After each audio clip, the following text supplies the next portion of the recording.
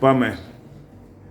Καλημέρα σε όλους. Ευχαριστούμε, Δυνατά. Ευχαριστούμε πολύ τα τοπικά μέσα που είναι παρόντες στη συνέντευξη τύπου και έχουμε την τιμή και τη χαρά να είναι κοντά μας στην Κεφαλονιά η Μιλένα Αποστολάκη, βουλευτής του Βορείου Τομέα του ΠΑΣΟΚ. Μας τίμησε χθες την δήλωση που έκανε η Νομαρχιακή Επιτροπή και με μια ομιλία πραγματικά παρέθεσε το σύνολο των ζητημάτων τα οποία αυτή τη στιγμή απασχολούν την πατρίδα μας και απασχολούν το σύνολο των Ελλήνων. Η Μιλένα Αποστολάκη γνωρίζετε όλοι το έργο της και από την Εξεταστική Επιτροπή για τον ΟΠΕΚΕΠΕ και την κοινοβουλευτική της παρουσία, την μακρά κοινοβουλευτική της παρουσία. Είναι λοιπόν μεγάλη χαρά και η τιμή που βρίσκεται στο νησί μας και θα είναι στη διάθεσή σας και θα μιλήσει και για να δεχθεί ερωτήσεις από τα τοπικά μέσα. Πριν δώσω το λόγο στη Μιλένα Αποστολάκη, μια κουβέντα για τον Σταύρο τον Τουλάτο. Είμαστε μαζί στην Συντονιστική Επιτροπή για το συνέδριο του ΠΑΣΟΚ που θα γίνει στο τέλος Μαρτίου και όλη τη διαδικασία αυτή προς το συνέδριο που έχει ξεκινήσει το κόμμα μας. Σας ευχαριστώ και πάλι. Σταύρο. Καλησπέρα και από μένα. Να ευχαριστήσω και εγώ τα μέσα μαζικής ενημέρωσης για όλη αυτή τη συνεργασία που έχουμε όλα αυτά τα χρόνια και ελπίζω αυτή η παραγωγική συνεργασία να συνεχιστεί. Να καλωσορίσω και εγώ τη Μιλένα την Αποστολάκη στο νησί μας. Έτσι, νομίζω και η χθεσινή εκδήλωση έδωσε το στίγμα της και παρήγαγε πολιτικά αποτελέσματα. Να σας ενημερώσω ότι έχει ενημερωθεί ήδη η Μιλένα για όλα τα προβλήματα που ταλανίζουν το νησί και τον τόπο μας και για την οικονομία του χρόνου δεν θα σε πω κάτι άλλο. Το μόνο που θα πω είναι καλή χρονιά, χρόνια πολλά σε όλο τον κόσμο, να είμαστε καλά και να κάνουμε τόσο ωραίες και όμορφες εκδηλώσεις. Να είστε καλά. Καλή σας μέρα. Όπως ο Διευθυντικός και ο Σταύρος ο Πιλάτος είπαν, μαζί με τα μέλη της Νομαρχιακής Επιτροπής που οργάνωσαν την χτεσινή συγκέντρωση, είχαμε τη χαρά να έχουμε μια μεγάλη συγκέντρωση στο Αργοστόλι, στο πλαίσιο του προσυνεδριακού διαλόγου μας για το συνέδριο του ΠΑΣΟΚ που είναι το τελευταίο Σαββατοκύριακο του Μαρτίου. Με αυτήν λοιπόν την πολύ καλή οργανωτική προπαρασκευή που έχει γίνει από τα μέλη της Νομαρχιακής Επιτροπής, είχα τη χαρά να έρθω στο Αργοστόλι, να συναντηθώ με ανθρώπους όχι μόνο της παράταξης, αλλά και με ενεργούς και σκεπτόμενους πολίτες που νοιάζονται και αγωνιούν για το μέλλον της πατρίδας τους, όχι μόνο της Κεφαλονιάς αλλά και ευρύτερα του τόπου μας, και να έχουμε μία συνάντηση χτες μέσα από μία ομιλία που είχα την ευκαιρία να κάνω, αλλά και σήμερα το πρωί μέσα από μία μικρή περιοδία που κάναμε στην αγορά του Αργοστολίου, στα μαγαζιά, να μπω μέσα, να χαιρετήσω φιλόξενους κεφαλονίτες και κεφαλονίτισσες που με έτσι μεγάλη ζεστασιά με υποδέχτηκαν. Η περίοδος στην οποία διανύουμε είναι μια περίοδος πλέον κομβική για την χώρα. Η κυβέρνηση βαδίζει στο 7ο έτος της θητείας της και όπως όλες οι μετρήσεις δείχνουν, είναι αντιμέτωποι με μια βαθιά έλλειψη εμπιστοσύνης από τους πολίτες σε σχέση με την ικανότητά της να αντιμετωπίσει τα προβλήματα του κόσμου. Και είναι εντυπωσιακό ότι μετά την ακρίβεια, που είναι το νούμερο 1 πρόβλημα των συμπολιτών μας, διαχρονικά θα έλεγα από τότε που η κυβέρνηση αυτή ανέλαβε την εξουσία, είναι εντυπωσιακό, αρνητικά εντυπωσιακό, ότι το δεύτερο θέμα, το οποίο αξιολογείται από τους συμπολίτες μας ως το μεγαλύτερο ζήτημα, το μεγαλύτερο πρόβλημα της πατρίδας μας, είναι η διαφθορά.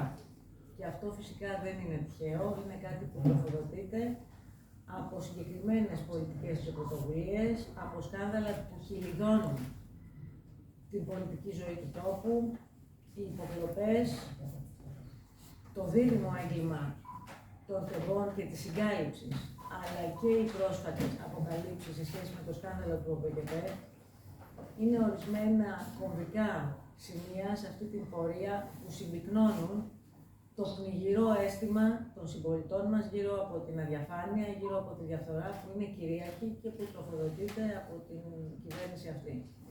Και γι' αυτό το λόγο θα έλεγα ότι ήταν εξαιρετικά σχεδιασμένη η πρωτοβουλία του Πρωθυπουργού σε σχέση με τη συνταγματική αναθεώρηση, καθώς είναι μια περίοδος που πιέζεται από αυτό το πλημμυρό κλίμα της διαφθοράς να μετατοπίσει το ενδιαφέρον στο θεσμικό πεδίο, να προσπαθήσει να εμφανιστεί ως μεταρρυθμιστής και ως statement, προτείνοντας αλλαγές στο Σύνταγμα, τις οποίες είναι προφανές από τη διακυβέρνησή του ότι δεν τις εννοεί και δεν τις επιθυμεί. Γιατί η εξαγγελθήσα πρόθεσή του να αναθεωρήσει το άρθρο 86, για παράδειγμα, περί της ευθύνης των Υπουργών, υπονομεύεται από την πράξη του. Είναι ο κ. Μητσοτάκης που οργάνωσε και μεθόδευσε την αμνίστευση του κ. Καραμανλή για τις ενδεχόμενες ποινικές του ευθύνες από τη Σύμβαση 717, που αιτιοδός οδήγησε στην τραγωδία των Θεβών.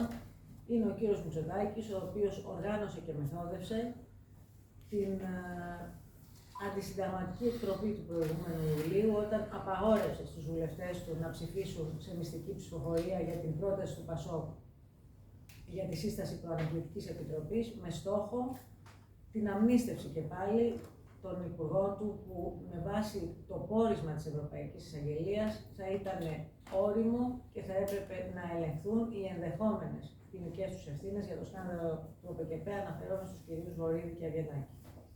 Είναι προφανές λοιπόν ότι οι προθέσεις δεν είναι ειλικρινείς, ότι επιχειρείται μια επικοινωνιακή μετατόπιση από ένα ζωφερό αυτή τη στιγμή κλίμα σε σχέση με την επικαιρότητα, και γι' αυτό το λόγο, και καθώς η εμπιστοσύνη ανάμεσα στα πολιτικά κόμματα έχει διαραγεί με αποκλειστική ευθύνη του Πρωθυπουργού, το ΠΑΣΟΚ θα παρέχει τη συνένεσή του στην δεύτερη, την κρίσιμη αναθεωρητική βουλή, αυτή δηλαδή η οποία θα διαμορφώσει το περιεχόμενο των αναθεωρητέων διατάξεων και όχι στην πρώτη, στην προτείνουσα, στην παρούσα βουλή, καθώς δεν υπάρχει κανένα περιθώριο αυτού του είδους της αναθεωρητικής συνένεσης.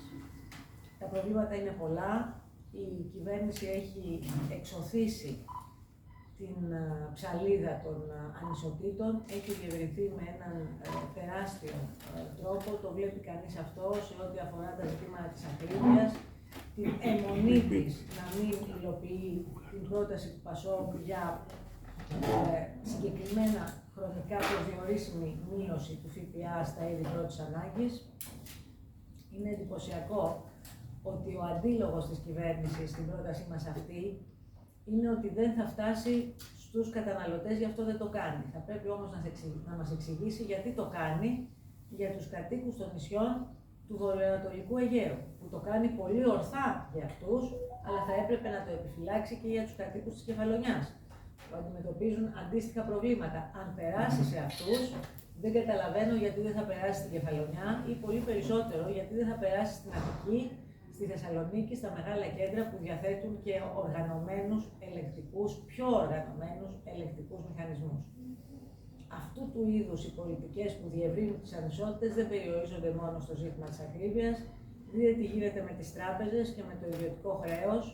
Είχαμε μία θετική εξέλιξη με την χτεσινή απόφαση του Αριουπάγου σε ό,τι αφορά τους δανειολήπτες που έχουν κάνει χρήση του νόμου της κυβέρνησης Παπανδρέου, του νόμου 3869 του 2010, έναν νόμο που φέρνει τη σφραγίδα του τότε Πρωθυπουργού, του Γιώργου Παπανδρέου, και του συντάκτη του εξαίρετου νομικού Δημήτρη Σπυράκου, του Γενικού Γραμματέα του τομέα ιδιωτικού χρέους στο ΠΑΣΟΚ. Είναι αυτός που είναι ο συντάκτης του νόμου 3869.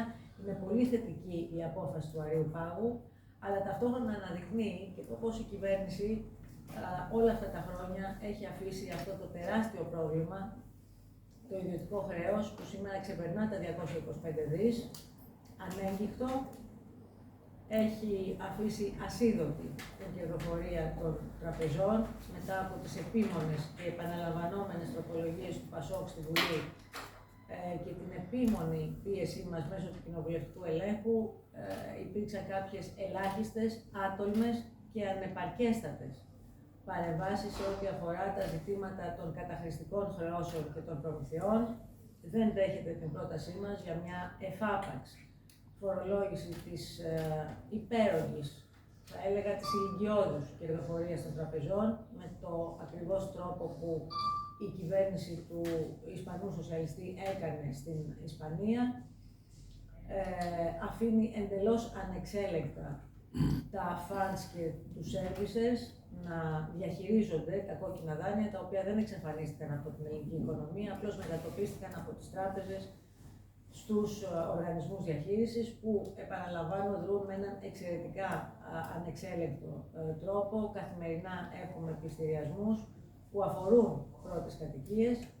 Οι προτάσεις του ΠΑΣΟΚ είναι σαφείς για επαναφορά του νόμου για την προστασία της πρώτης κατοικίας, για τις 120 δόσεις για αυτά τα υπέρογα χρέη, είτε στις τράπεζες, είτε στα ασφαλιστικά ταμεία, είτε στις εφορίες. Μόνο με αυτόν τον τρόπο θα μπορέσουν να εξοφληθούν αυτός ο τεράστιος δανεισμός. Αλλά μοχλούς για την εξυπηρέτηση της ανισότητας έχει πολλούς η κυβέρνηση. Δείτε τι γίνεται με το στεγαστικό πρόβλημα της χώρας. Αντίστοιχο πρόβλημα υπάρχει και στην Κεφαλονιά, υπάρχει παντού. Πολύ μειωμένη προσφορά, αυξημένη ζήτηση. Η πολιτική με την Golden Visa οδηγεί στον απελληνισμό της ιδιοκτησίας και στην εκτόξευση των τιμών. Το αρρύθμιστο Airbnb το ίδιο. Και οι πολιτικές που επιλέγονται, για παράδειγμα η επιδότηση του ενός ενοικίου ή τα προγράμματα που είναι σε εξέλιξη, είναι προγράμματα που δεν ευνοούν την αύξηση της προσφοράς. Αντιθέτως, ευνοούν την αύξηση της ζήτησης και οδηγούν σε περαιτέρω αύξηση και των ενοικίων και της τιμής των ακινήτων. Κατά συνέπεια, εδώ χρειάζονται προγράμματα κοινωνικής κατοικίας, χρειάζεται μια συγκροτημένη πολιτική που θα ευνοεί την δυνατότητα να ρηχτούν ακίνητα στην αγορά και όχι να δωρίζουμε φιλέτα από την ιδιοκτησία της γενικής κυβέρνησης σε εργολάβους με ελάχιστη υποχρέωσή τους να επιστρέφουν μόλις το 30% από όσα τους δωρίζει το κράτος επί κυβερνήσεως Μητσοτάκη στην αγορά και τα υπόλοιπα να τα καρπώνονται ήδη. Τα προβλήματα είναι μεγάλα, τα προβλήματα στον πρωτογενή τομέα έχουν μια δραματική, θα έλεγα, επικαιρότητα λόγω των δύσοσμων αποκαλύψεων μέσα από την Εξεταστική Επιτροπή για το σκάνδαλο του ΟΠΕΚΕΠ. Όπως η Ευρωπαϊκή Εισαγγελία υπογραμμίζει στο διαβιβαστικό της αυτής της δικογραφίας που ήρθε στη Βουλή και για την οποία το ΠΑΣΟΚ ζήτησε τη σύσταση Προανακριτικής Επιτροπής, και ζήσαμε μια εξεταστική επιτροπή ως επικοινωνιακό αντιπερισπασμό, όπου νομίζω ότι το σύνολο των συμπολιτών μας είδε την οργανωμένη απόπειρα συγκάλυψης με το να καλούνται μάρτυρες που ήταν υπουργοί γεωργίας στον προηγούμενο αιώνα και να αποκλείονται μάρτυρες με κομβικό ρόλο στην διακυβέρνηση Μητσοτάκη. Όλες αυτές οι δυσόδεις αποκαλύψεις είναι οι αποκαλύψεις που συμπυκνώνονται στο πόρισμα της Ευρωπαϊκής Εισαγγελίας, σύμφωνα με το οποίο μια ομάδα απατεώνων έκλεβαν χρήματα, ευρωπαϊκούς πόρους, που έπρεπε να πάνε στους έντιμους και παραγωγικούς αγρότες για το δικό τους πληθυσμό. Το θέμα είναι ότι αυτή η ομάδα ανδρώθηκε, λειτουργήσε, οργανώθηκε με τα χαρακτηριστικά μιας εγκληματικής οργάνωσης, στην οποία συμμετείχαν κυβερνητικοί αξιωματούχοι, εταιρικά σχήματα με προνομιακές σχέσεις με την κυβέρνηση, τα κέντρα υποδοχής δηλώσεων, και όλα αυτά συγκροτούσαν αυτόν τον μηχανισμό που δεν έχει σε καμία περίπτωση σχέση με χρόνια προβλήματα και παθογένειες του παρελθόντος, με τα οποία η κυβέρνηση Μητσοτάκη προσπάθησε να συμψηφίσει τις δικές της ευθύνες.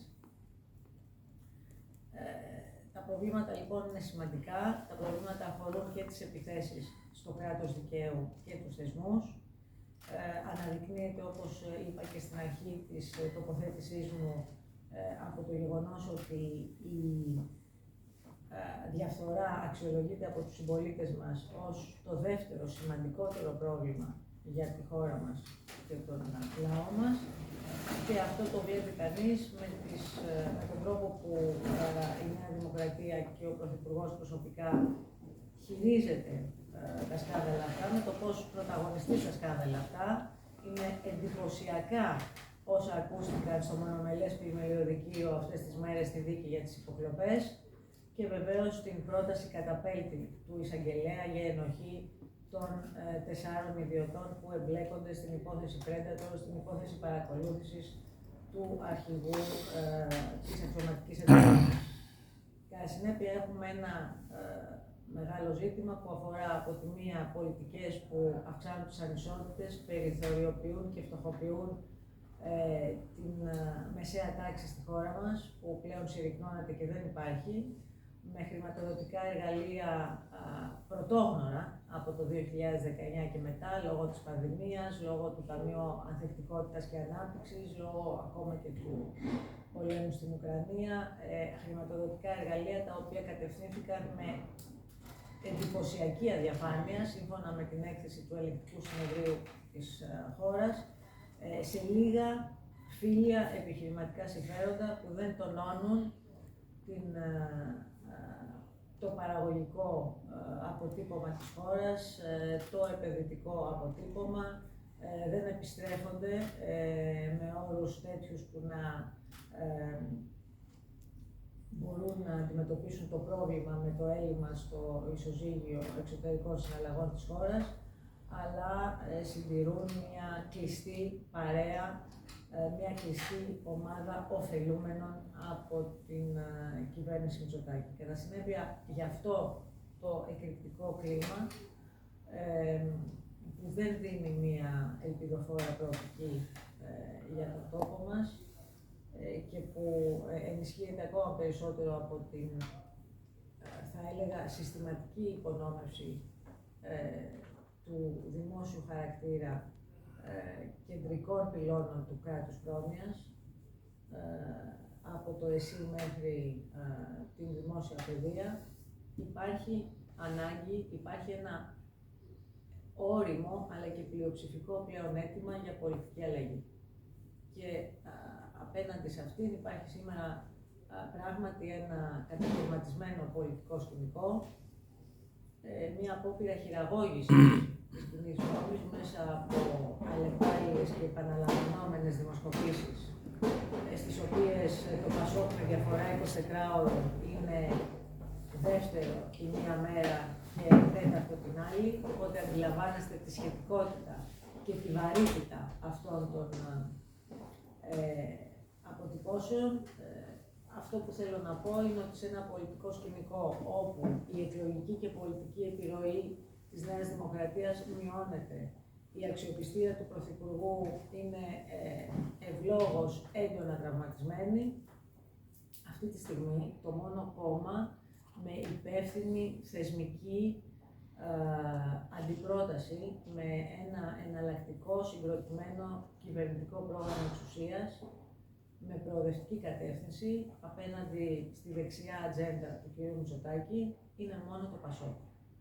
Τα υπόλοιπα κόμματα της αντιπολίτευσης θα έλεγα ότι είναι κυρίως κόμματα υποδοχής, οργής ή αγανάκτησης, κόμματα ενός ανδρός ή μιας γυναικός αρχή, χωρίς εσωτερική δημοκρατική οργάνωση και λειτουργία, αλλά βεβαίως να υπογραμμίσω και το πρωτόγνωρο και παράδοξο να μετράμε ανύπαρκτα κόμματα με ανύπαρκτους επικεφαλείς.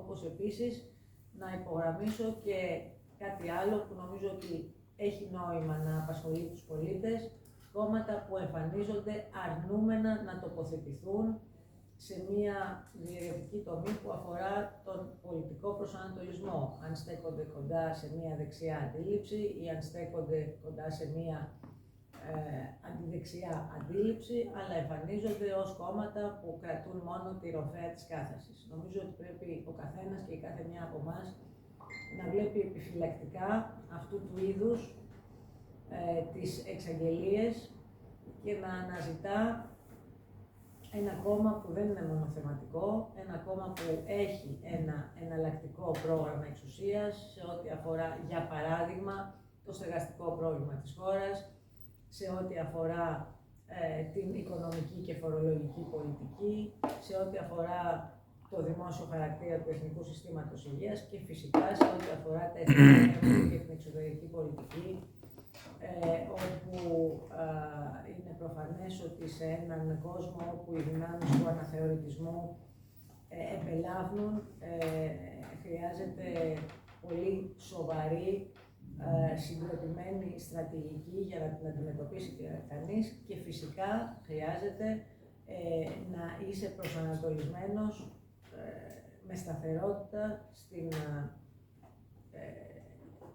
ισχύ του διεθνούς δικαίου και να μην το επικαλείσαι μόνο κατά το δοκούν, αλλά να το επικαλείσαι σταθερά, γιατί μόνο έτσι μπορεί μια χώρα σαν την Ελλάδα να υπηρετήσει τις ανάγκες της με βάση ανοιχτά και υπαρκτά εθνικά ζητήματα.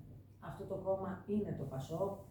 Είναι προφανές ότι με βάση τις δημοσκοπήσεις το ΠΑΣΟΚ έχει καταγραφεί ως ένα κόμμα τέτοιο, ένα κόμμα δηλαδή ευθύνης με προγραμματικό λόγο, αλλά είναι ακόμα προφανέστερο ότι οφείλουμε να προσπαθήσουμε όλοι ακόμα περισσότερο για να μπορέσει να αποτυπωθεί αυτός ο καταλυτικός μας ρόλος, αυτό που έχουμε κάνει πολλές φορές στο παρελθόν, το 81, το 93, το 96, το 2009, να γίνουμε δηλαδή οι φορείς, ο καταλύτης της πολιτικής αλλαγής. Έχουμε μπροστά μας δύο ορόσημα, το συνέδριό μας και τις εθνικές εκλογές, ένα συνέδριο που οφείλει να είναι και θα είναι ένα συνέδριο εξωστρέφειας και ενότητας.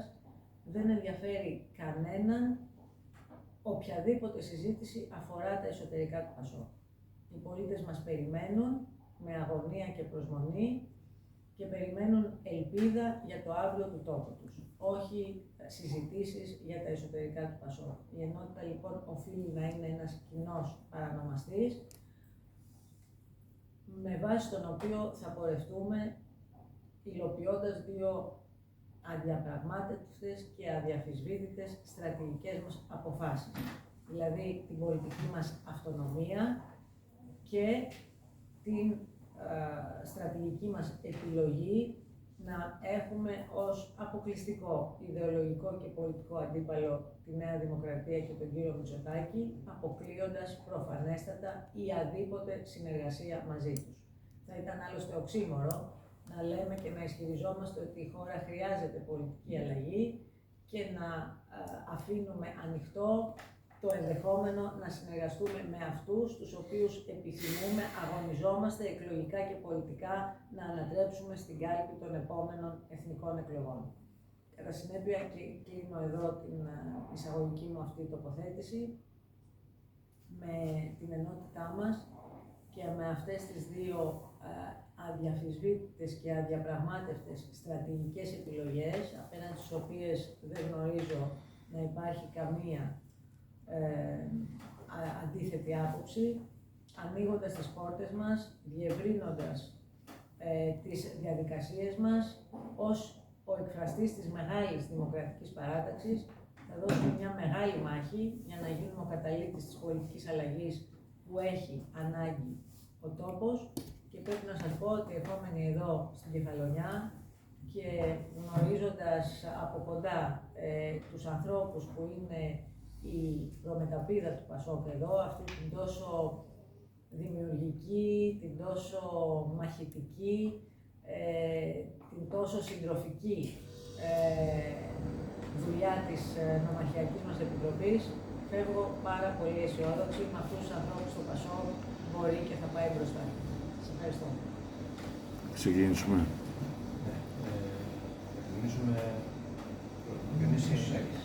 Ο Διονύσης ο Γούτος από το Γούτος Πρός. Πάτε για συνέδριο. Γυρίζετε όλη την Ελλάδα. Καταγράφετε τα προβλήματα. Θα τα θέσετε στο συνέδριο ή θα είναι ένα συνέδριο που κάποιοι έχουν περάσει την εικόνα ότι θα αμφισβητήσετε τον πρόεδρο και κάποια άλλα θέματα εσωτερικά, είπατε, για εσωστρέφεια και ενότητα. Τι από όλα θα γίνει? Γιατί ο κόσμος το περιμένει, ξέρετε πώς. Για να δει ένα ΠΑΣΟΚ ενωμένο, αυτό που ήξερε. Γιατί με την εικόνα που δείχνουν κάποια στελέχη σας, έχουν χαλάσει την εικόνα και την αμφισβητούν. Αυτό είναι το ένα. Και μετά από την Μαραθώνια Εξεταστική Επιτροπή, τι λέτε στους κτηνοτρόφους, στους αγνούς, αυτοί που δεν έχουν πληρωθεί αυτή τη στιγμή, έχουν πάθει ζημιά και στη Κεφαλονιά και παντού και δεν έχουν πάρει αποζημίωση? Ο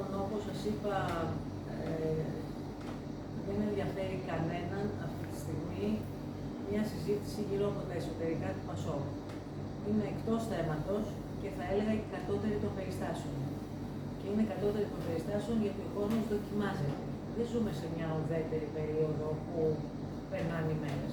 Ζούμε σε μια περίοδο που στις 25 κάθε μήνα η ελληνική οικογένεια δοκιμάζεται γιατί τα έξοδα είναι υπερβολικά, η ακρίβεια και η εξωκέρδεια καλπάζουσα, οι δημόσιες παροχές ανύπαρτες και η κατάσταση, η ζωή ασφυκτική.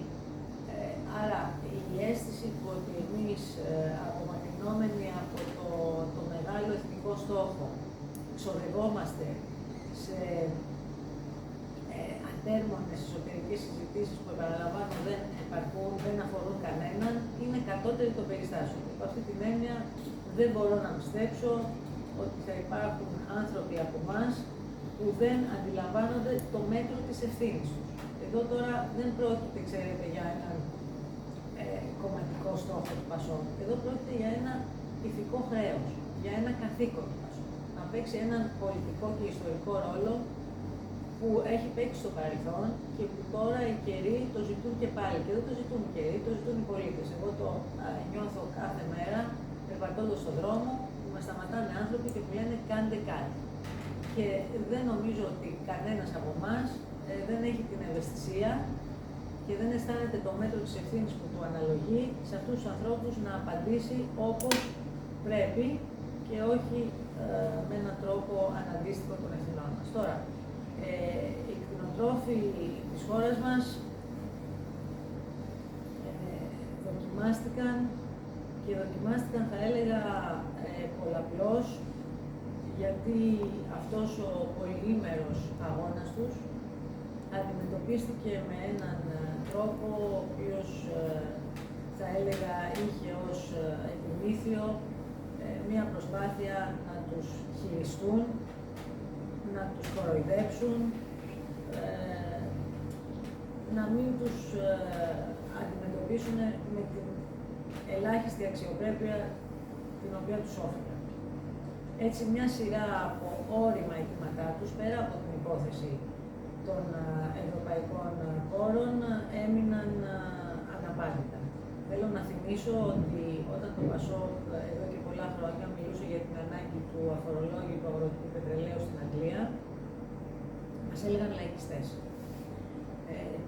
Αυτό που ο Πρωθυπουργός εξήγηλε είναι ότι θα το κάνει από τον Νοέμβριο του 2026. Θα πρέπει λοιπόν να μας απαντήσει αν τον Νοέμβριο του 2026 θα είναι ο ίδιος λαϊκιστής που το κάνει.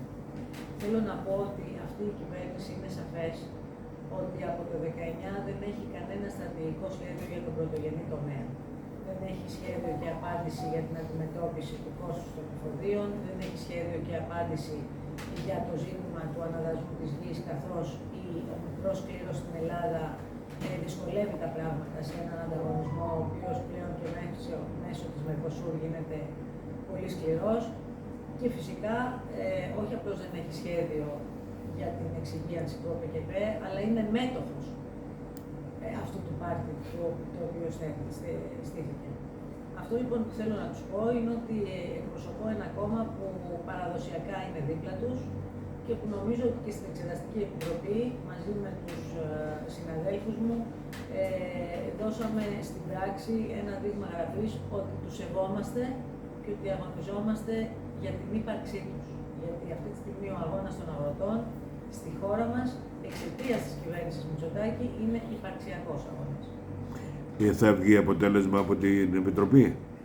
Κοιτάξτε, βλέπετε να βγει αποτέλεσμα ή θα πάει και αυτό? Η Εξεταστική Επιτροπή ήταν ένας αντιπερισπασμός. Άρα, αποτέλεσμα σε ό,τι αφορά τις ενδεχόμενες ποινικές ευθύνες στον Βορύδη Αβγενάκη δεν μπορεί να βγει γιατί ο Πρωθυπουργός τους αμνίστευσε. Η δικαιοσύνη και ευτυχώς η ευρωπαϊκή δικαιοσύνη παρεμεύει και άρα τα ζητήματα αυτά είναι καθοδόν. Η Εξεταστική Επιτροπή νομίζω ότι έπαιξε έναν πολύ χρήσιμο ρόλο να αποκαλύψει στο σύνολο της ελληνικής κοινωνίας αυτό το δύσοσμο σκάνδαλο που έχει γαλάζει στα Ελληνικά. Ο Ανδρέας Ορμανιτάκης από το ΙΚΕ Χρονιά.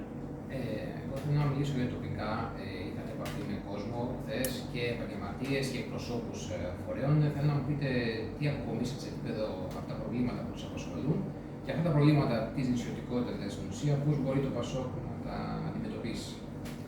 Πράγματι, πριν από την χθεσινή ομιλία, είχαμε μια συνάντηση στο Εμπορικό Επιμελητήριο με τη διοίκηση του Επιμελητήριου και φυσικά νομίζω ότι ίσως το μείζον ζήτημα, αν όχι το μείζον, ένα από τα πιο σημαντικά, είναι το ζήτημα του μεταφορικού ισοδύναμου, το οποίο όταν καταβάλλεται με αυτού του είδους την καθυστέρηση δεν υφίσταται, ακυρώνεται.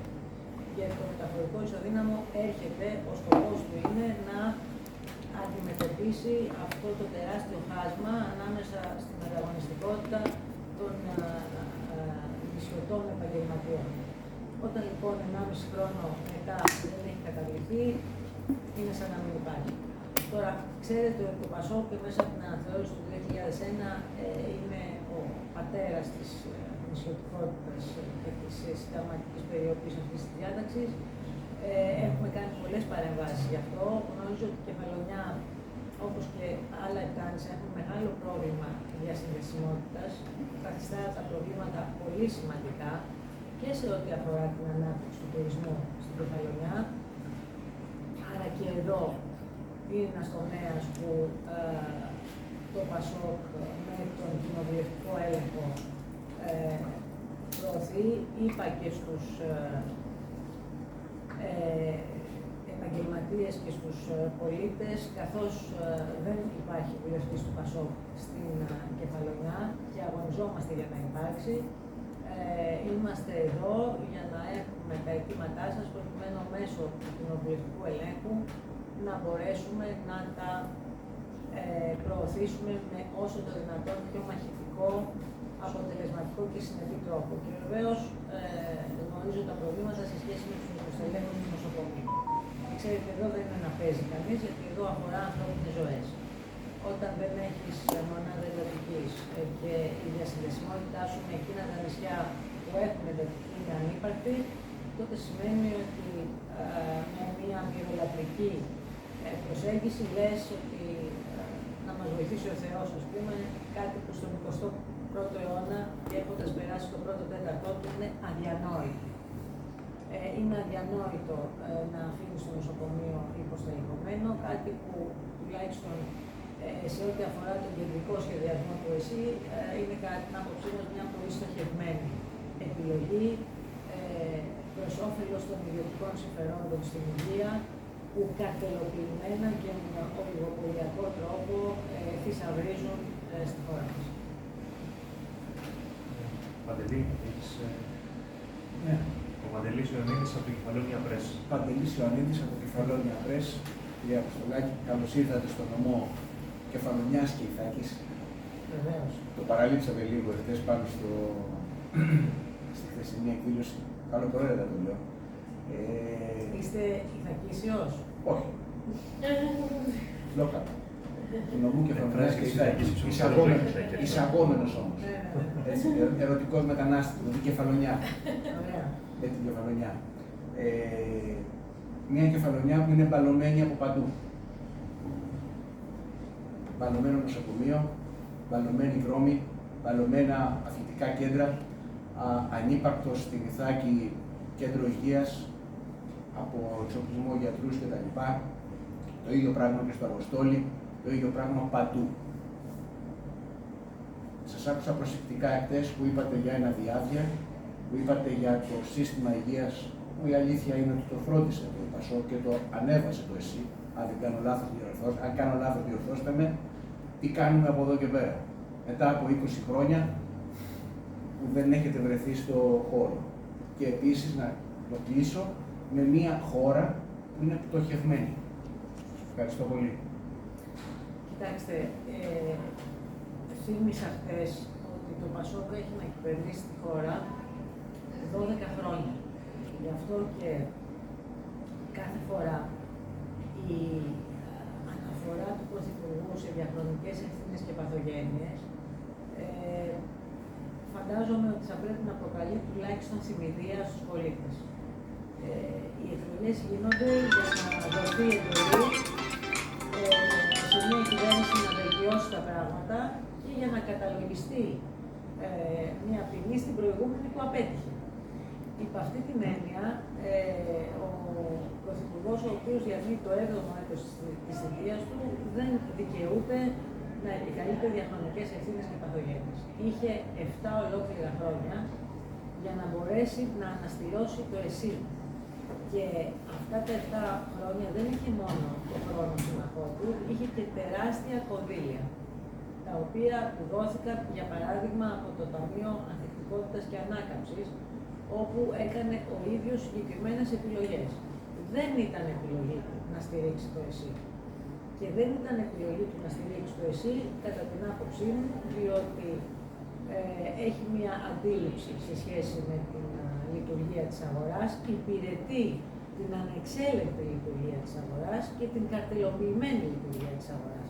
Και ξέρετε, αυτά δεν είναι δικές μας επισημάνσεις, είναι επισημάνσεις του Διοικητή της Τράπεζας της Ελλάδας, που έχει επισημάνει επανειλημμένως τα 4 ολιγοπόλια στη χώρα: στα τρόφιμα, στην ενέργεια, στην τράπεζα και στην υγεία. Αυτό το οποίο συμβαίνει με τις ιδιωτικές επιχειρήσεις υγείας και τις χρεώσεις τους, σε συνδυασμό με αυτό που συμβαίνει στην ασφαλιστική αγορά, είναι ένα καλωστημένο σχέδιο. Με λίγους φίλους της κυβέρνησης που ωφελούνται με αστρονομικά ποσά.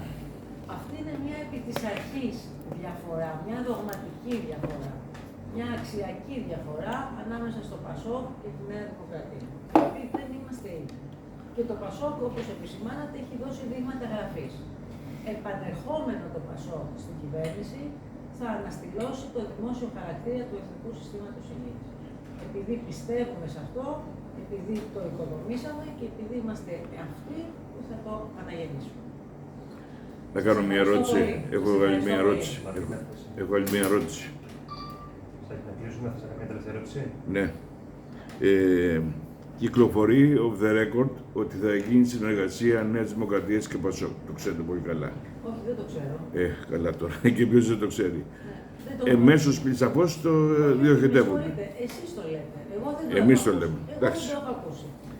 Υπάρχει τέτοια περίπτωση να γίνει εάν τυχόν δεν μπορείτε να κυβερνήσετε? Σας είπα ότι είναι στρατηγική απόφαση του ΠΑΣΟΚ, ότι δεν υπάρχει καμία περίπτωση συνεργασίας με τον ιδεολογικό και πολιτικό αντίπαλο, τον οποίο αγωνιζόμαστε να ανατρέψουμε στις επόμενες εθνικές εκλογές. Ναι, αλλά με τα ποσοστά που έχετε δεν μπορείτε να βγείτε Θα τα κυβέρνηση. πούμε το βράδυ των εκλογών. Εγώ σας είπα ότι αγωνιζόμαστε να είμαστε πρώτοι και αν και εφόσον είμαστε πρώτοι και δεν είμαστε αυτοδύναμοι, δεν θα καλέσουμε το δεύτερο κόμμα, θα δούμε τον εκλογικό χάρτη. Πάντως, εκλογική συνεργασία Νέας Δημοκρατίας και ΠΑΣΟΚ αποκλείεται στρατηγικά ως απόφαση του ΠΑΣΟΚ.